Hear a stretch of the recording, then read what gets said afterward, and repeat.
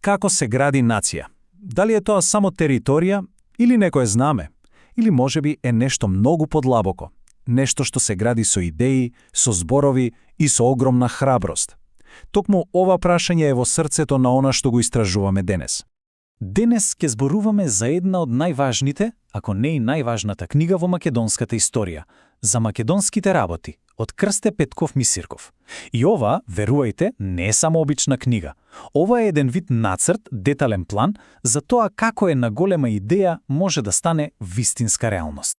Но, за да ја сватиме книгата, прво мора да се вратиме назад во времето, да ја разбереме годината во која е родена.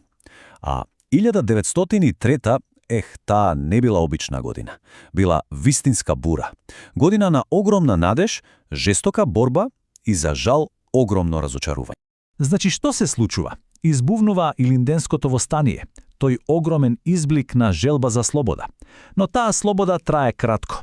Востанието е крваво задушено, а по него, наместо единство, владее тотален хаос. Народот е оставен без водачи, без никаква јасна насока, со илјадници жртви и изгорени домови.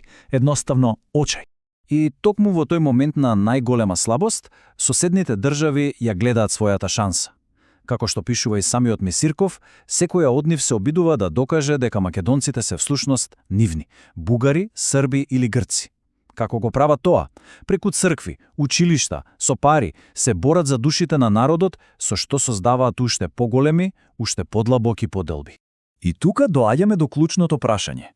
Кога борбата со оружје не успеала, а народот е целосно поделен, што понатаму? Како воопшто да се продолжи борбата за сопствен идентитет, кога се изгледа изгубено? Одговорот, или барем предлог одговорот, доаѓа од еден млад, брилијантен интелектуалец. Еден човек кој е верувал дека најсилното оружје не е пушката, туку зборот. Неговото име, се разбира, е Крсте Петков Мисирков. Сега, она што е навистина фасцинантно е дека кога ја пишува оваа епохална книга, Мисирков има само 28 години. Замислете си, на таа возраст тој имал мудрост и храброст да понуди комплетна визија за цела една нација. Едноставно чувствувал, како што вели самиот тој, обврска кон својата татковина и решил да направи нешто. И еве го неговиот гениален, револуционерен чекор, сумиран во една реченица. Со ова, тој не пишува само книга, тој всушност прогласува јазик, како да вели, доста, ние не сме ничии, ние сме своји и ќе зборуваме и пишуваме на свој литературен македонски јазик. Ова е чин на културна независност. А колку биле мокни овие негови идеи? Па толку мокни што властите во Софија веднаш ја препознале опасноста. Речиси сите испечатени примероци од книгата биле веднаш запленети и уништени. Сакале да ја избришат идејата уште пред таа да се прошири. Но како што добро знаеме, идеите не горат така лесно. Ајде сега да видиме што точно имало во таа книга што толку многу ги исплашило некои луѓе. Затоа што таа не е само збирка на размислувања, туку еден прецизен, стратешки план. Вистински нацрт за тоа како да се изгради модерна нација, чекор по чекор. Мисирков предлага 5 клучни столба. Прво и најважно, единствен јазик кој ќе ги обедини сите. Второ, создавање на образовани луѓе, интелигенција, кои ќе го водат народот. Трето, единство, и тоа не само меѓу македонците, туку и со сите други што живеат во Македонија. Четврто, постепена, паметна борба за автономија.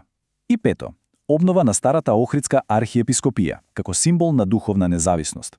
Гледате, секој дел е поврзан како една голема сложувалка.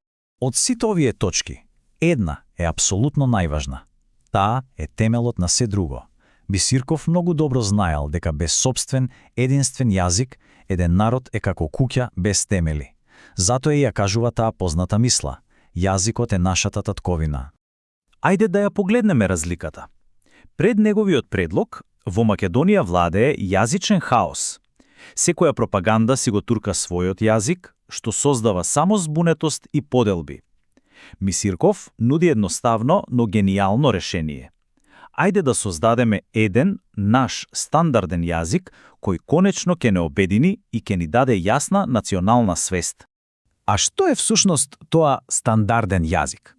Па наедноставно кажано, тоа е договорената, официјална верзија на јазикот. Она што се учи во училиштата, се користи во книгите, во весниците, на телевизија. Тој како заедничка мрежа што ги поврзува сите, без разлика од кој град или село доаѓаат. Емисирков не застанува само на идејата, тој дава и конкретни правила. 3 златни принципи. Прво, за основа да се земат говорите од Централна Македонија, од Прилеп и Битола, бидејќи тие се најразлични од соседните јазици. Второ, правописот да биде фонетски, супер едноставно, како што слушаш, така пишуваш. И трето, речникот да се збогатува со најубавите зборови од сите краеви на Македонија. Едноставно, логично и ефикасно. Добро, идеите на Мисирков биле брилјантни, но за малку ќе биле уништени за секогаш во 1903. Па какво е нивното вистинско наследство? Ајде да видиме како оваа неверојатна приказна се развива понатаму.